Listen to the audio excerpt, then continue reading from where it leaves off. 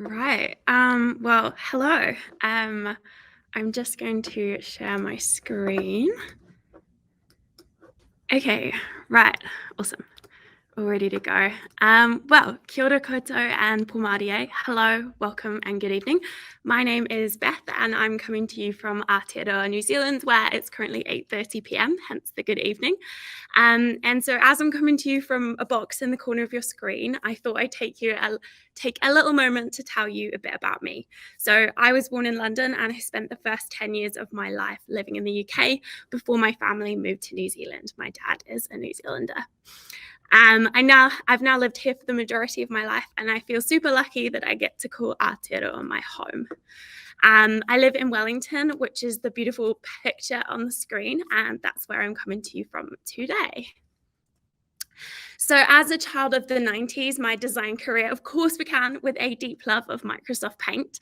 I studied visual communication design at Massey here in Wellington, where I figured out that UX design was a real job and landed in the wonderful world of web. So I am an experienced designer, and most of you will probably know what that means. But when I introduce myself to people at a party, say, nobody actually knows what that is. So to save me the hassle of explaining, I often introduce myself as a web designer. And whilst most people do kind of have an idea what that is, a lot of the time they either think that I write code or I choose pictures. And I definitely don't write code. I work with lots of people who do a very good job at that. I do sometimes choose pictures, but that's very far from my day-to-day. If somebody actually does know what I do, then they often assume that it's super simple. I design a page and then somebody builds it. Easy, right? But it's definitely not that simple. Designing a website, especially the kind of websites that we build, is a complex beast. And in order to tame the beast, you need a whole team. Design is a team sport. It's all about collaboration. I work at Silverstripe, and you've already heard from some of my colleagues. I'm part of our professional services side of the business, where we design and build digital solutions for clients. I'm a senior experienced designer, and so I lead a bunch of design and discovery projects with a range of clients, where I'm involved with everything from running workshops to solving UX problems and creating UI designs. I get a little bit nerdy about design process, and so this is the perfect opportunity to get into it. So this talk is titled How We Work, Merging Tech and Design and How We Engage Customers. I'm going to take you through a little bit of an overview about how we prioritize collaboration throughout the whole process, design and development, and why I believe that this has led to far better outcomes for both our clients and their end users. Here's a bit of a breakdown. So setting the scene, design thinking, the role of the designer, and the game plan, who's on the team and what's the strategy, discovery and why you should never skip it, and then why design and dev collaboration is so important. And then wrapping it up, why does it all matter and how this ultimately benefits real people? So setting the scene, design thinking, and the role of the designer. So what is design? I found a couple of definitions. So design is focused on the interaction between a person, a user, and the man-made environment, according to the International Council of Design. Design is a plan for arranging elements in such a way as to best accomplish a particular purpose. At its essence, design is about solving a problem, accomplishing a purpose, the interaction between a person and a thing. The definition of design encompasses so much more than making things look pretty or laying things out on a page. Whilst there are specific technical skills associated with specific outcomes, the definition of design itself doesn't actually talk about these things. So what is design thinking? According to Tim Brown from IDEO, design thinking is a human-centered approach to innovation that integrates the needs of people, the possibilities of technology, and the requirements for business success. Design thinking is exciting because there's an opportunity for anyone to do it. Once you've mastered it, anyone can go about redesigning the systems, infrastructures, and organizations that shape our lives. Design thinking revolves around a deep interest in understanding the people we're designing for. It enhances our ability to question. In design thinking, you question the problem, the assumptions, and the outcomes. Innovation comes from asking questions. IDEO created a design thinking toolkit. It's a series of activities, methodologies, and mindsets categorized into 3 groups. Inspiration, setting goals, asking questions, researching, understanding the people you're designing for, observing, learning, and gaining insights. Ideation, journey mapping, coming up with ideas, brainstorming, prototyping. And then implementation, roadmaps, pilot programs, monitoring and evaluating, getting feedback. Design thinking doesn't actually tell you how to do things like UX design or development. It's everything that you do before you decide you need a website, how you know what it needs to do, and then how you figure out if you've got it right. The fact that it doesn't dictate what you will be designing or how you will be building that thing means it can be applied to many different settings. And design thinking puts these tools into the hands of people who may have never thought of themselves as designers and therefore apply it to a vastly greater range of problems. Design thinking does not require technical skills that we associate with designing, for example, UI design, drawing, illustration, typography, visual design. According to IDEO founder David Kelly, creative confidence is the belief that everybody is creative and that creativity isn't the ability to draw, compose, or sculpt, but a way of understanding the world. Design thinking is something that should be baked into every part of your project. So, no matter how good you are at what you do, the fact that you have previous experience, which is what can make you great at doing your job, makes it harder to challenge the status quo. Being super close to the problem at hand can make it hard to see alternative solutions. This is when external perspectives make all the difference. Here's an example from interactiondesign.org. A truck driver passes under a low bridge. The truck was too tall. It wouldn't fit and it got stuck. It caused a big traffic problem. Emergency services were called. There were firefighters, engineers, truck drivers, all trying to figure out how to free the truck. Ideas included breaking apart the truck or chipping away at parts of the bridge. Each expert had a solution that related to their professional experience. But then, a boy walked by, saw what happened, looked at the truck and the bridge, and then said, "Why not just let the air out of the tires?" To the absolute shock of all of the experts. They tested the solution and then the truck drove free. Sometimes the most obvious solutions are the hardest ones to come up with, all because of the self-imposed constraints that we work within. More perspectives are just better. But if everyone can design, then what is the role of the designer? Yes, design thinking is for everyone, but we do need people who've trained, honed their skills, and literally live and breathe all things design. You could describe them as the captain of the design team. The role of the designer is to champion the process because passion can be contagious, to bring everybody together, guide them through the different phases, build trust, and keep things moving. To facilitate workshops and discussions, to always advocate for the end user, to ask the right questions, and then to design the solution. At Silverstripe, the designers involved the whole way through. We don't go away, and that's massively beneficial. In some larger organizations, there will be different designers with different specializations. There are benefits to this. People are specialists, and they have really mastered certain technical skills. But sometimes this can lead to a tag team approach where the project is passed around to different people, which can lead to lost context. I'm an advocate for at least one designer owning the project, even if that means that other people get involved at certain points to provide specialist skills. We have a small design team, and this means that when I work on a project, I'm there from kickoff all the way to go live and beyond. This consistency gives us the benefit of context, of being able to be hands-on the whole way through, and that ultimately helps the project to be successful. So let's get into what we do and how we work at Silverstripe. To start with, who is on the team? So there are heaps of people involved, and I consider them all to be part of the design team.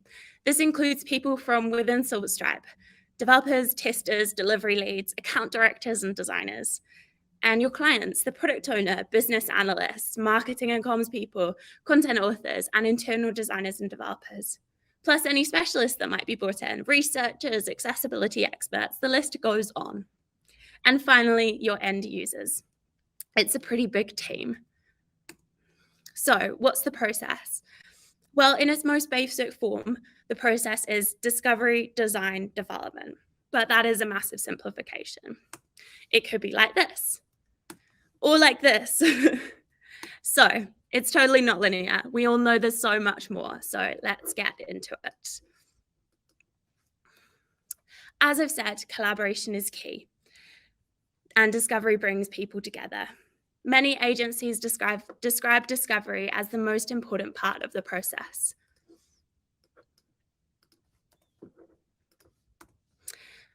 In discovery, we lay foundations for how the product's going to work. It's impossible to create the best solution when you don't really understand your problems.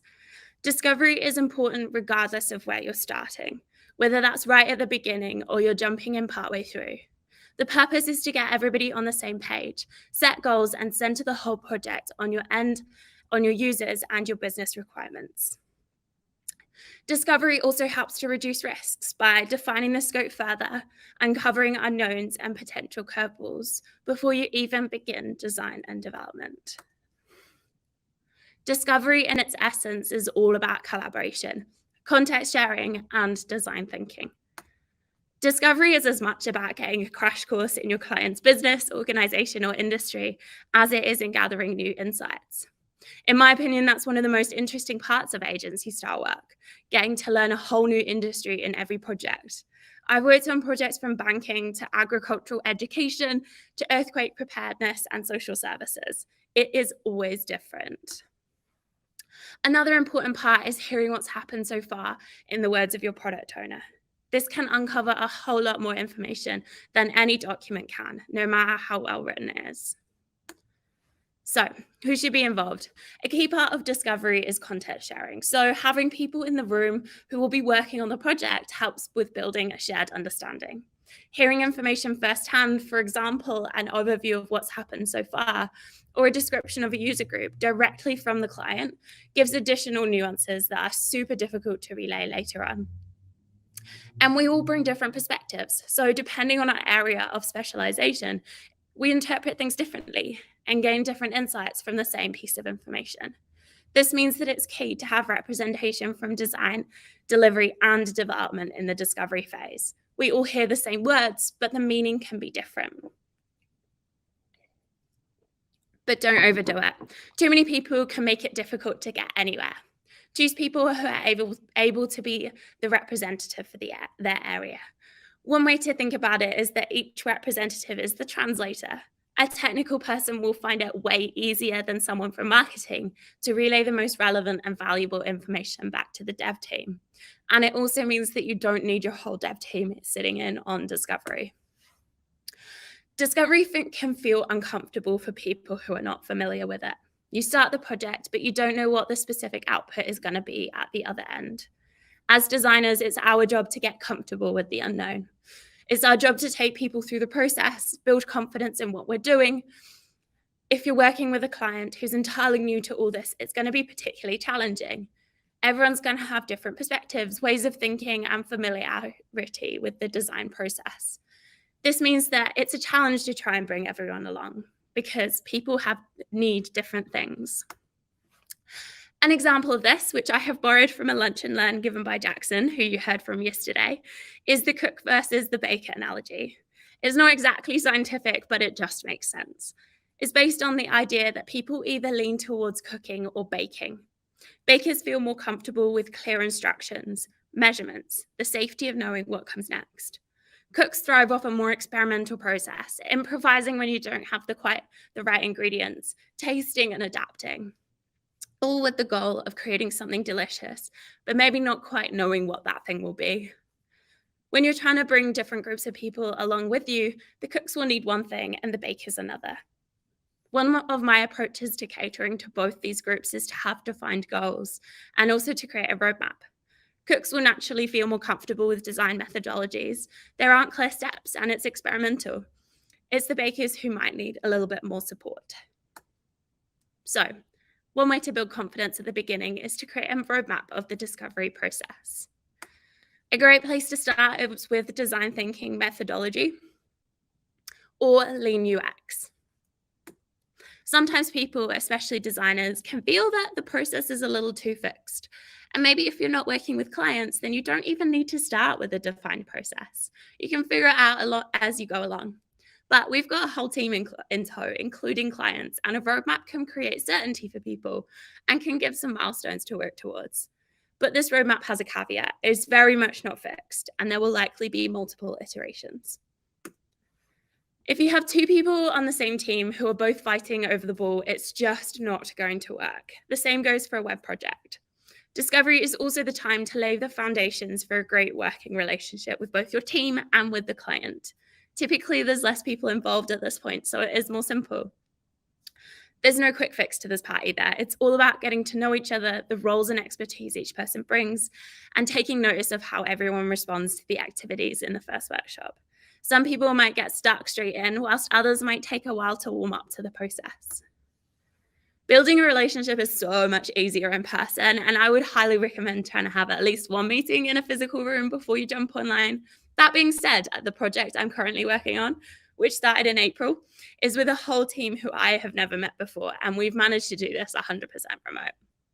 If you're starting off remote, you do need to allow a little bit of time for this. Have smaller meetings with less people, have some one-on-one chats, let the relationship grow. It's good to get things clear at the start so that you don't accidentally end up working against each other, or alternatively, nobody takes charge because you're all too scared of stepping on people's toes. Building trust. For a project to be successful, there needs to be some trust. The client needs to trust you. You need to trust them. Plus, there should be trust within your team. According to Gretchen Anderson, trust comes from the experiences people have with one another. This is hard when you're trying to start a project with a new client. But one catalyst for building trust is if there is experience and trust between some, but not all of the team members.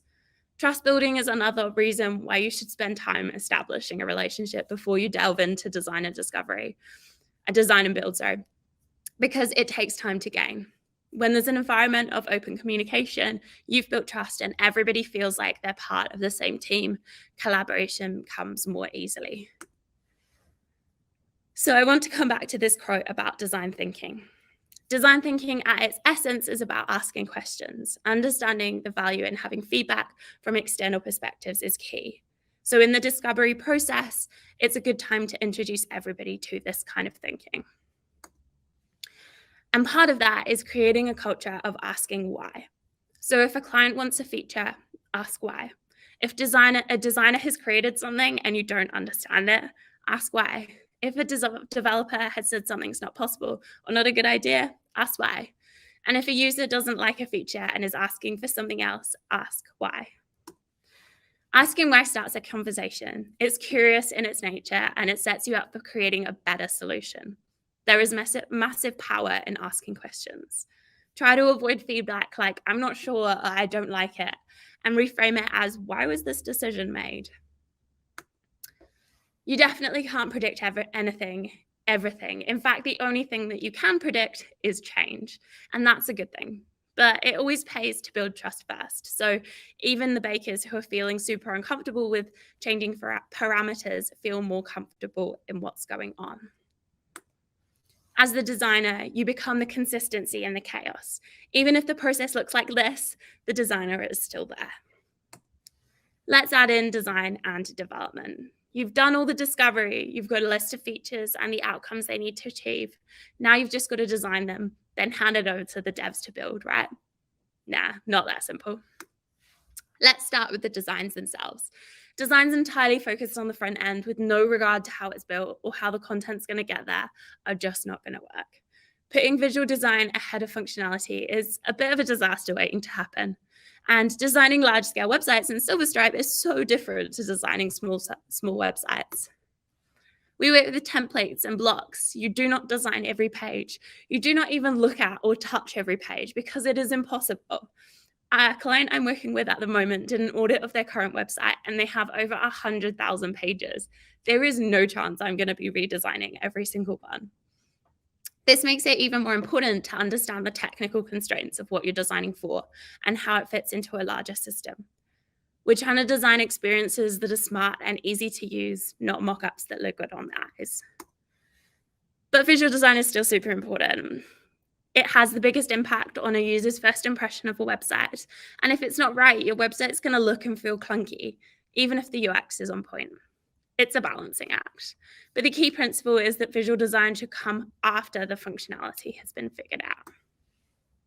Sometimes designers get frustrated with having to adhere to things such as guidelines, business requirements, etc. It can feel like it's killing your creativity.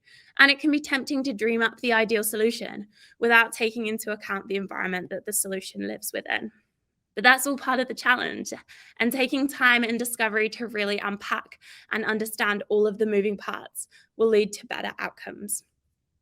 You've got to be aware of budgets, timelines, other systems that need to be integrated with, accessibility requirements, other websites, apps that are part of the organization's online presence, the brand, and the people you're designing for. There is no point in delving deep into your users and discovery only to forget about them entirely when you get to designing.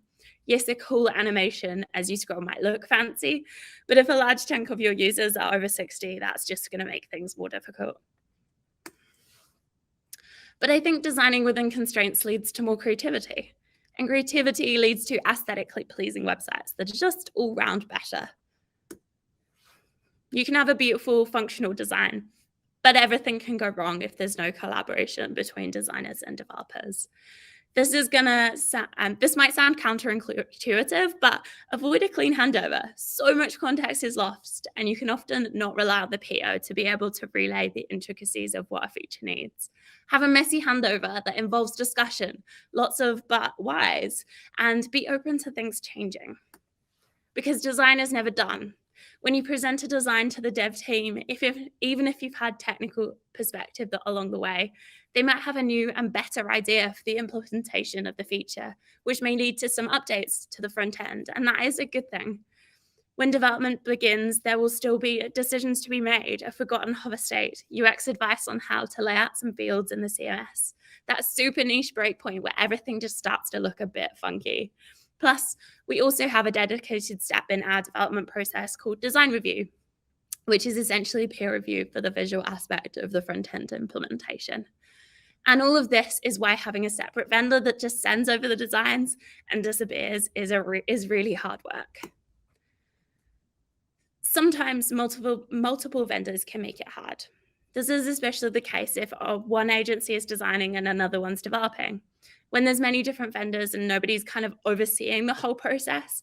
And I really feel like this needs to be someone with a design background as well as a project manager. So much context can get lost. Yes, you should have a PM or someone who's logistically holding all the pieces together. But as I said before, we all bring different perspectives. And whilst a PM is going to be concerned with budgets, risks, timelines, the designer is going to be concerned with how it all fits together and the overall user experience. If it's done well, including different vendors can be great. There can be more perspectives. You can incorporate people who like a research agency to do some testings or have another agency do branding, and it could make the outcome even better. But often there's no time given to that collaboration between vendors, and that's when it can get really tricky.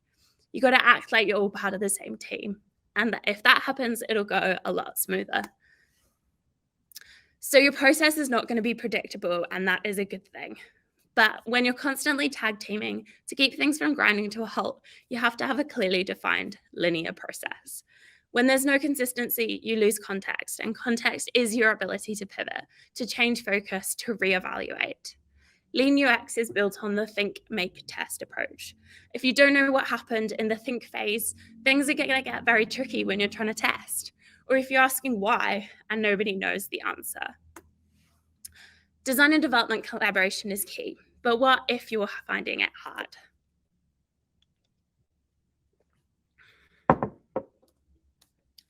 According to Gretchen Anderson, author of Mastering Collaboration, one thing that struggling designer developer teams had in common was that they lacked a clear starting point for their work. Clear objectives help you make smart decisions as a team and therefore avoid ego battles. Creating an objective that describes tangible benefits for the user will make things easier. And again, this is why you don't skip discovery and why you include technical perspectives in it. This is a bit of a generalization, but often designers look big picture, developers think about the next release. Developers have found ways to break down their work into smaller pieces, and designers tend to think about the whole thing as the whole cake. How do we eat that whole cake? You could say that a web designer has a vision and a developer brings it to life. But both of these approaches have pros and cons, and it's really beneficial to have both. If you exclusively think about things in parts, you might not realize that the whole may not be working together or aligning with the project goals, even if each individual piece does. And equally, if you think about the whole cake, get too fixated on the whole, it can be really easy to see it as an all or nothing. There's no point building unless we do it all. And that mentality can get pretty waterfall pretty quick. There needs to be some understanding of each other's languages. Maybe not fluency, but we definitely need to understand each other's spaces better. So, a taster of the other side. What should designers be doing? For designers, it's important to consider how the things you're going to be designing can be split up into pieces. There is value in seeing the big picture and understanding how each dev ticket is a piece of a much bigger puzzle. And that can help keep things on track. But equally, understanding how your designs can be split into phases and what the most important part is will help massively. To create a shared understanding, you also need a level of practical knowledge. An architect would understand the properties of concrete, so why wouldn't a designer understand the properties of code? I think this starts with understanding how your design fits into the CMS, what fields populate what parts of the page. And developers. So, as I've said before, a technical perspective should be involved in discovery.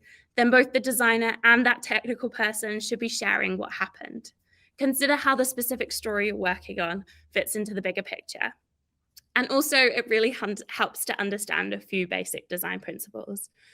This will help massively with building front end and will mean that there's less back and forth between the designer and the developer when things don't look quite right.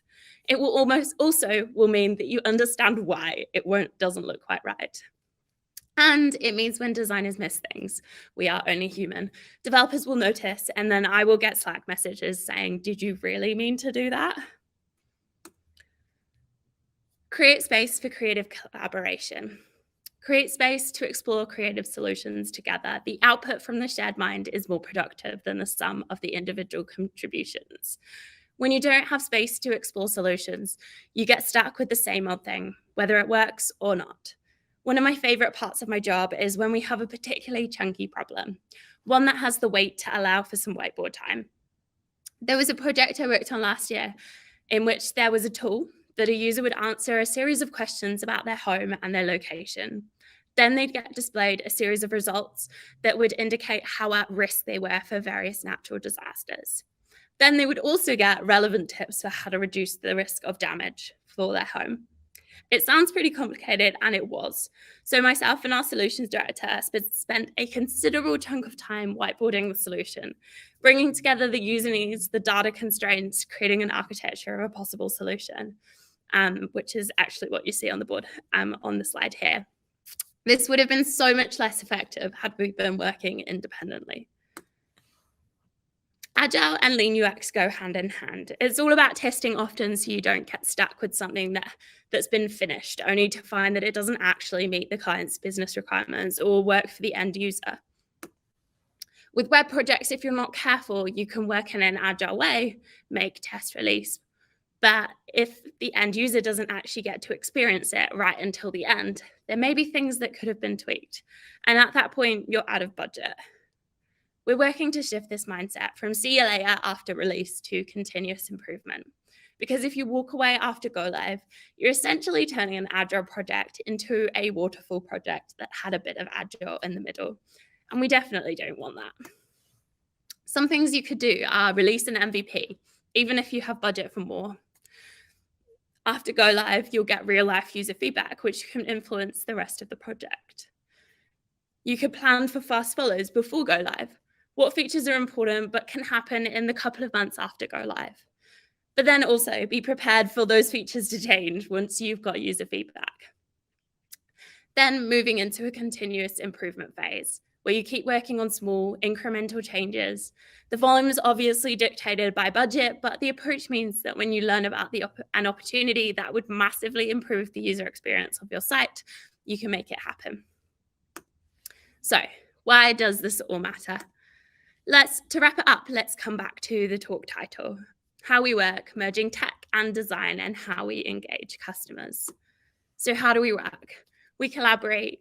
We don't skip discovery. We value outcomes over outputs. The design is a constant throughout the whole process.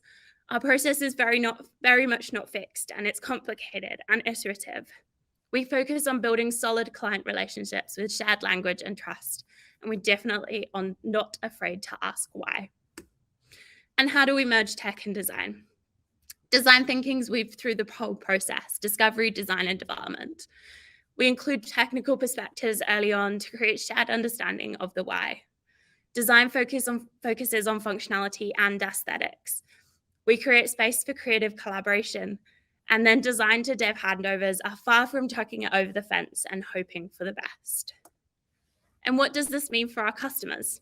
Well, it means that we can come up with solutions that integrate the needs of people, the possibilities of technology, and the requirements for business success, and that fit within their budgets. So, some things that you could start doing in your projects. Start with discovery. Introduce the whole project to design thinking. Make sure a designer has a view of that whole project. Build a shared understanding between design and development, and then create space for creative collaboration. Thank you.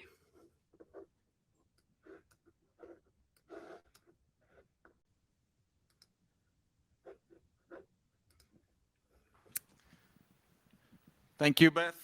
Really interesting to hear how you work. While I bring up the panel, just a quick question. I think you have a quite unique position as designer at Silverstripe, because you always know it's going to be in Silverstripe. So I was wondering, is that helping you doing the work? And do you sometimes even go into the admin interface and design that for different projects? Thank you. Yeah, so I think it does help, because it means that I'm very familiar with the tools that I'm kind of designing for. And it does mean that you can get into the CMS sometimes and design what it's going to look like. For example, if we're creating a model admin for a specific kind of page or whatever, and there's going to be a lot of data in there, it's useful to kind of work collaboratively with whoever's going to be building it, and figure out what the best way to manage that kind of experience is. So we definitely think about the CMS author experience as well as thinking about the end user experience. So yeah, definitely. I think it does help. Does our panel have any thoughts on Beth's talk? I liked it. Yes, I did too. Did too. I really enjoyed it to get other views, not just our developer views, but views from a designer. Yeah. On this conference, so I really enjoyed it. Yeah. What about the audience? Any questions for Beth? How many people in the audience either have a design team or work with a designer? Everybody? Nobody? No? Yeah. Ah, yes. Question. I do have a question for Beth, though. How do you work with the challenges of a difficult client? Yes, there's always difficult clients. I think that the most important part of that is, I think I said it about 5 million times, but to kind of start it off with like trying to understand them and where they're coming from, because I think most of the time when a client's really kind of difficult and challenging, there's usually a reason for it. They're kind of got some pressure for some reason from kind of internally or just from whatever project or anything like that.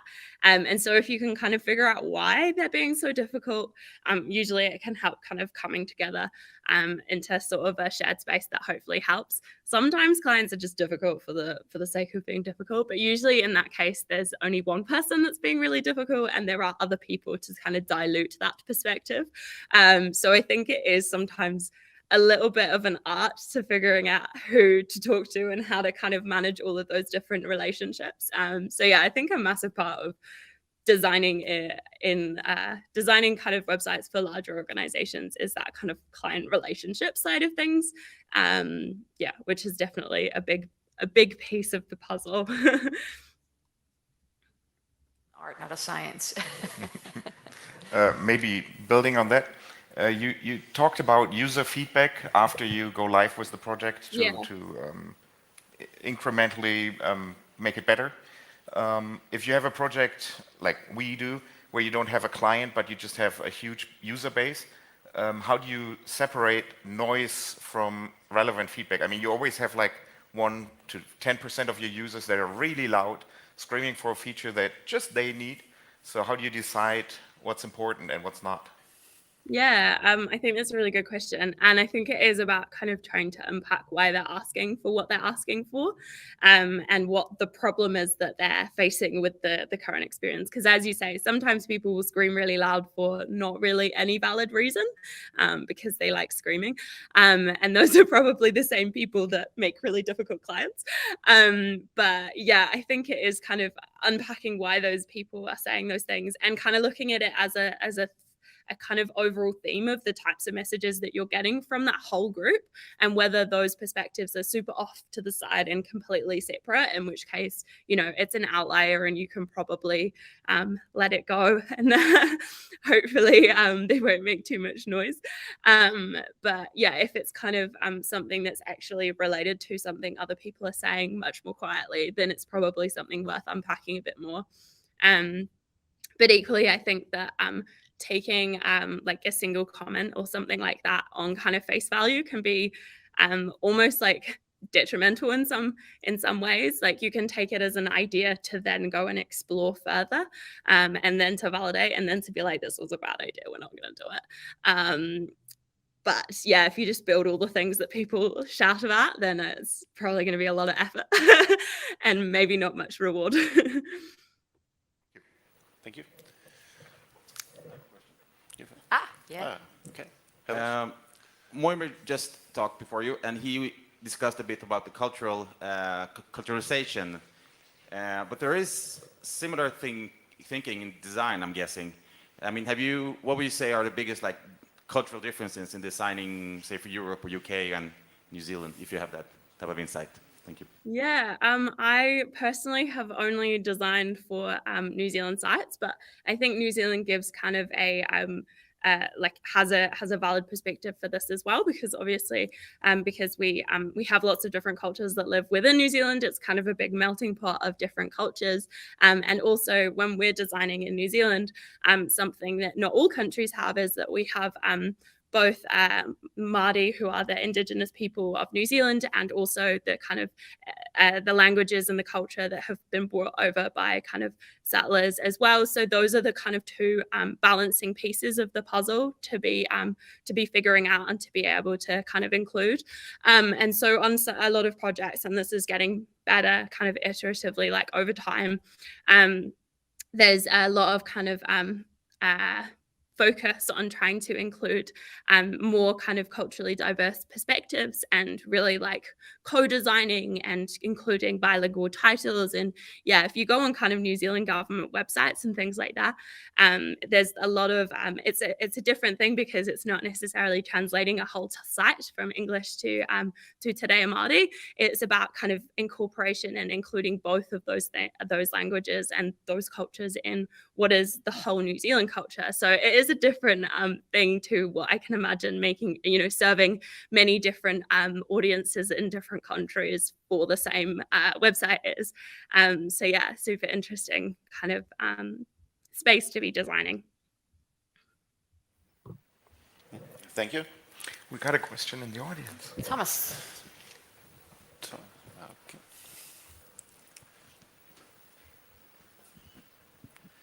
I was just wondering what kind of applications are you using? Is it like Adobe XD, and are you designing components, or are you designing full pages, or how is it more in specifics, I think? Yeah. So we use Figma as our design tool, and so we find that super useful because it's cloud-based, and so we can share it with the developers as well as the clients and all that kind of stuff.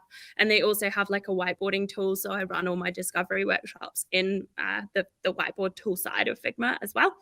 And then the way that we design is definitely component-based. So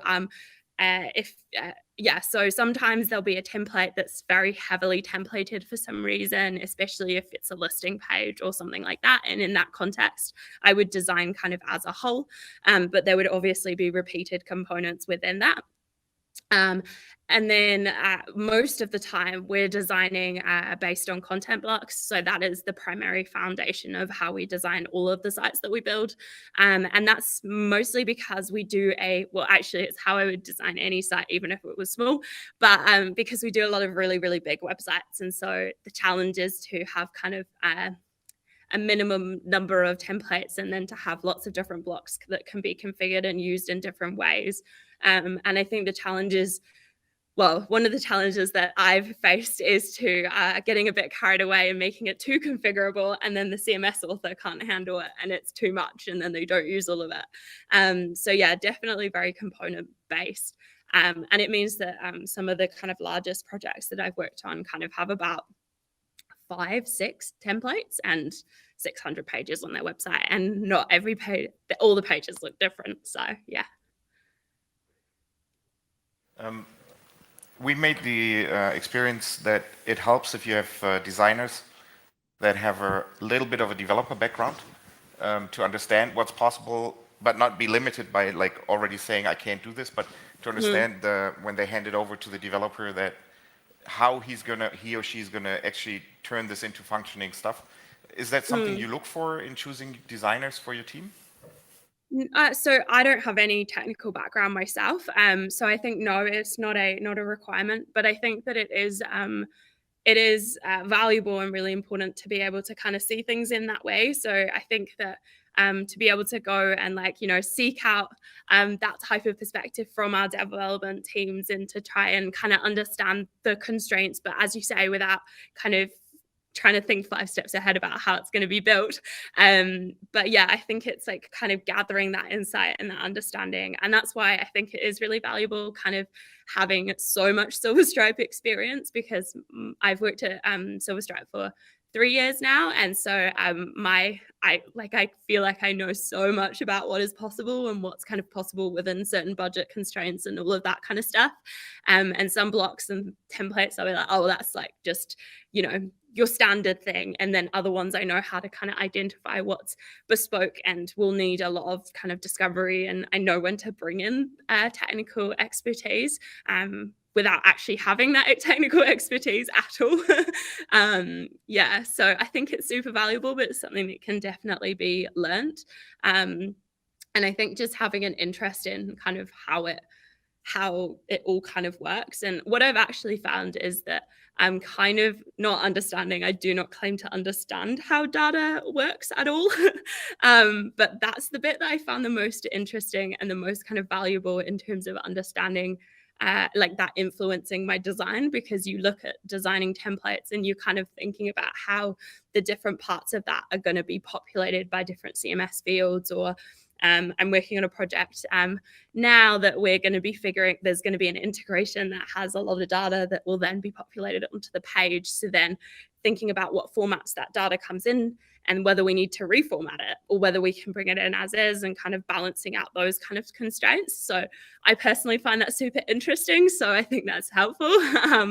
But yeah, I hope that answered your question. Might be the requirement is not to have a technical background or a little bit, but more the interest in it. Like as long as you have that, it works. Yeah. Okay. Yeah, a little bit of interest, but I think if your brain is like kind of geared towards problem solving and trying to figure out the best way to do stuff, and like UX design in its like essence is like that, then I feel like you've got the right brain for kind of not being amazing at understanding any of the like technical stuff, but getting a good enough grasp to know when you need extra perspectives and understanding and all of that kind of stuff. Yeah. Yeah. Thomas and yeah. Oh, my question is about the mobile-first approach. How do you go for that when designing? Yeah, so I actually have a slightly different take on mobile first. I like to work on everything at once, because I think that sometimes, so yeah, definitely like really focusing on mobile as like a not a small version of desktop, as its own browsing experience, and kind of in some ways, yeah, like considering it first, but also considering desktop kind of first. So thinking of them both as kind of equally weighted things. Obviously, in some projects, it is way more mobile focused or way more web focused if you've got stats on usage and things like that. But I think it helps to kind of, when I'm designing, I have like multiple different screen sizes up on the screen at the same time and kind of flick between them all and kind of consider how it might work on that and then how it might work on desktop, and then kind of tweak both of them and figure out what works. Because I think sometimes if you start with just mobile and then move up to desktop, your desktop might feel empty and not right and all of that kind of stuff. Whereas I think if you balance all of them at the same time and kind of give them all the weight that they deserve, then it can be really helpful. I know that that's not like everybody's opinion, but that's kind of my approach. Thank you. Thank you. Thank you. Yeah, just another question. You just talked about data, so I was curious. Have you tried live or designing with live data, like plugging into your application or Figma? No, I haven't.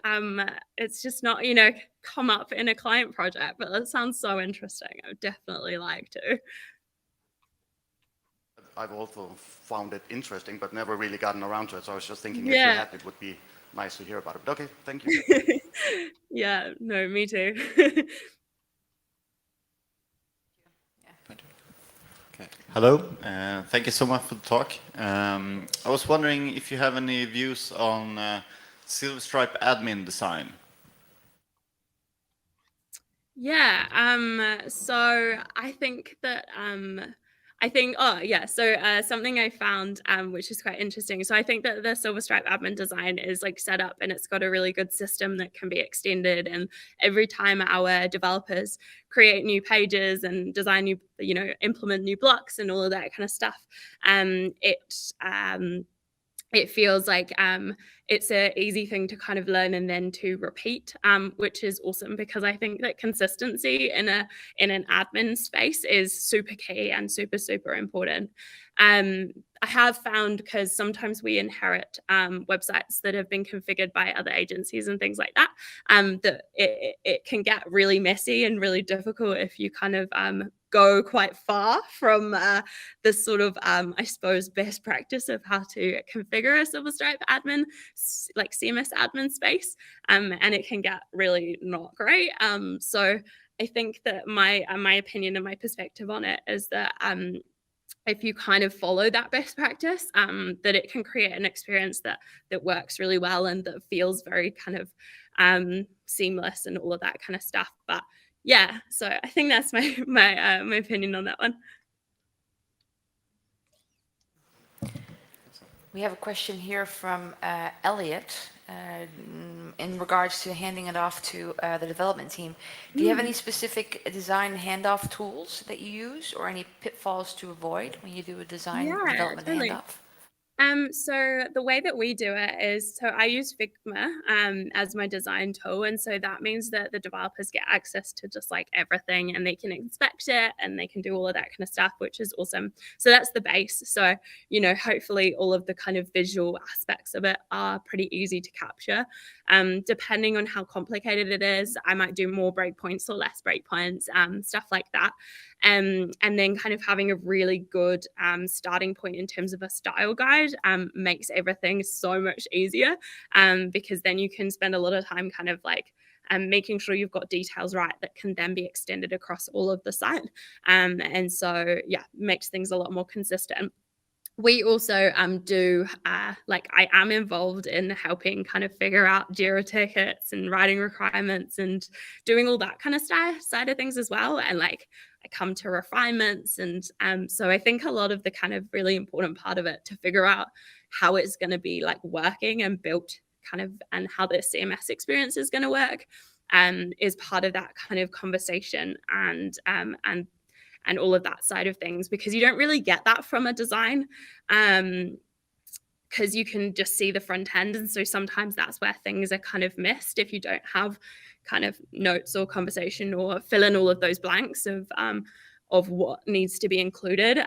So yeah, I think especially kind of over the years, I now know what to predict for what level of detail is needed for different things. Like I'll be like, this is from this field and this is from this field. So that kind of has happened over time. But right at the start, those conversations were so important because I wouldn't have known that that was something that wasn't implied from just looking at the design. So yeah, I think all of that. And then the big thing is that we kind of try and have a culture that it's totally okay for any developer to just like Slack message me and be like, what does this mean? And to do that before they build it, because that's always better. So yeah. Now, I know you said you tend to design elements or blocks of the pages, but do you do mock-ups or prototyping with something like InVision or something for the client and or the developer to understand what your ideas definitely. So Figma itself has a built-in prototyping tool. So that's something we've only started. We used to use Sketch and InVision, and Figma has a pretty intuitive prototyping tool built in, which makes my life so much easier because there's no uploading and making sure things are up to date and all of that kind of stuff. So yeah, sometimes we'll definitely design things kind of as different variations of a block or different variations of a template. Like this will come in this color and this will come in this, and things like that. So it will be designed in kind of like component parts, which is very much kind of focused for the developer to then have as a kind of like requirements for build. But then also because if you've got blocks and things like that, there's multiple different ways that you can use it. So sometimes there'll be a particularly important flow or a type of page that those things are going to be used on.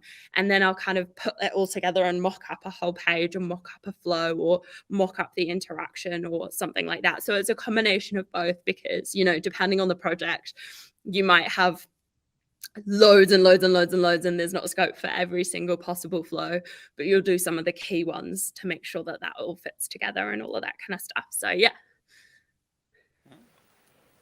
Thank you. Okay, Thomas, one more question? Okay, I was just it was a follow-up question to the stuff in the CMS. Do you actually have like a guideline for how you lay out the fields? I tend to find that we often get it done in separate ways for each project, and then it doesn't really feel consistent. So do you have like a way you map fields? Like, for instance, one issue we get sometimes is that people really don't understand in the CMS where is the data coming from, because you don't have the what you see is what you get feeling. Yeah, I think that we do things in quite consistent ways, especially because we start with the approach that we take to pretty much everything is templates are the place that has all of the kind of information about the hero banner and that kind of stuff. And then blocks are for the rest of the page content. So because you're then editing within a single kind of block and piece of content, it's a lot easier to kind of imagine how that's then going to fit on the page because it's in that kind of chunk rather than being like, I've got 10 different fields and I'm like, where are they all going? So I think that's kind of what improves that kind of experience and also means that people get more flexibility and stuff like that. But I think also, sometimes if you've got a kind of more complex or more kind of bespoke type of feature of functionality, there is an element of learning around that. And so providing really good documentation and making sure that people know what's going on and writing really good labels in the CMS. Like I think there's massive value for for making sure that things are labeled in a way that kind of makes sense for a CMS author, and even like checking in with them to be like, does this make sense to you? Because, you know, it's quite easy to write it in the way that we talk about it in terms of like the page title's pretty simple, but like labels or other things like that, that people might not actually use that language, or if there's a specific business reason why they're using a certain feature, like use those types of terminology. We don't have a kind of best practice guide as such. I'm not really sure where it kind of comes from. I'm sure Max might have some more insight into kind of this. But I suppose, you know, working in the same company as the people who are building the CMS might help, kind of just to absorb all of that stuff. So yeah, hopefully that helped. Do we have time for one more question? I have one from Guy here in the app. It's about the awkwardness of breakpoints when designing for mobile, tablet, and desktop. How do you handle discrepancies between the designed widths and the boundaries between the breakpoints? In the past, he's had an experience with designing for mobile. It looks great at the mobile width, but looks silly as it gets close to the breakpoint, right before popping off into the next width. Thank you. 100%. So I think I mentioned this in my talk. I was like, there is always that like super funky breakpoint. So I think the worst ones are large mobile, like about 500 pixels is always super awkward. And then the other one I find really a little bit awkward as well is kind of between like 1,000 and 1,200 is also a little bit of a kind of niggly one. So mobile is always tricky, but I think it pays to have some the breakpoints that I'm kind of gonna talk to, sometimes we set more bespoke ones, but the kind of bootstrap ones are the ones that come off the top of my head, so I'll just talk about those. But if you get sort of 3 where does it break? Oh yeah, 500, so 576. So yeah, if you start kind of with your mobile ones, and then I also find it really useful to have a good Google about the most commonly used breakpoints as well. So what I found out recently was that only 2% of mobile users have a 320 pixel size phone. So the approach is that it definitely should work for them, but if it's looking a little bit awkward, it's kind of okay, because they're on their way out. No new phones, I've also researched this, no new phones are that size. Everything is 360 and above, which gives you a little bit more space. People who, like, when you're getting close to that kind of 576 breakpoint is also very minimal amounts of people. So again, making sure it works, making sure that nothing gets too bad, but then kind of also, you know, accepting that the effort might be put better in other places. But I think that margins and things like that make such difference in those kind of spaces where things get a little bit awkward, because if something's too close to the edge, then it looks worse, even if it's kind of looking okay, and then you add a little bit more space and then you're like, oh, it's fine, it's all good. But I think more recently I have been putting more effort into those kind of smaller desktop breakpoints, because I think they are actually used in like some sizes, or when people are kind of moving their screens in. I do that all of the time. So yeah, I think it really pays to have like extra breakpoints, especially for things like menus. Like, pay a lot of attention to the things that are all over your site, and then pay slightly less attention to things that are not as repeated. But again, I think that my like kind of mantra is that it has to work on every single breakpoint, and it should look the most beautiful on the most used breakpoints. And it also, like, if it's breaking, make sure it breaks well. Like, make sure it wraps and doesn't go off the edge. Like, it might look a little funky, but like it works. So yeah, I think those are kind of the things that I kind of try and do. But I think also if you have the budget and the time to put the effort into it, just having your designer design every single breakpoint is really helpful. Yeah. Yeah. All right. Thank you. Thank you very much, Beth. Really interesting talk. Very nice. And thank you for your time this evening. I see it's dark where you're at. Yeah. It's 9:30 now. All right. And thank you to the panel. Good discussions. Really great. I think we'll take a 5-minute break, and then we'll be back with the Uncle Cheese Aaron Carlino.